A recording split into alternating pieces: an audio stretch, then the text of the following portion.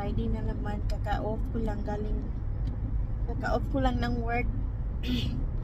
At dito, I'm driving, going home. Na-late na ako guys kasi naghinto ako sa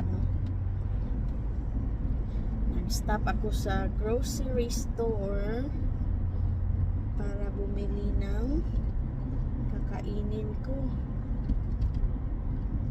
Kasi alam nyo na guys, pag work days, wala akong luto-luto. Ano lang yung kinakain ko, mga cup noodles,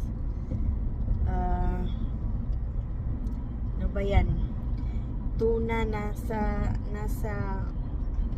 tuna na hindi nalulutuin, yung nasa sachet lang, diretso lang kain, tinapay, crackers.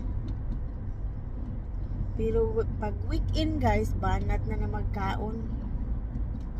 Banat na naman tayo guys. Bumili ako ng ng gulay para magsinigang ako. Kain na naman ako ng kanin. Kanin is life guys.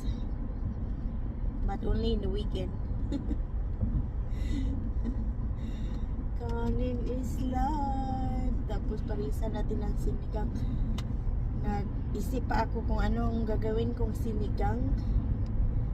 Maybe yung leftover ko na lechon belly or tuna. I'm still debating guys.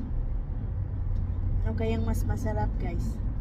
Tapos haluan ko siya ng spinach at saka green onions. Okay lang guys. See you later. Bye. Thank you for watching.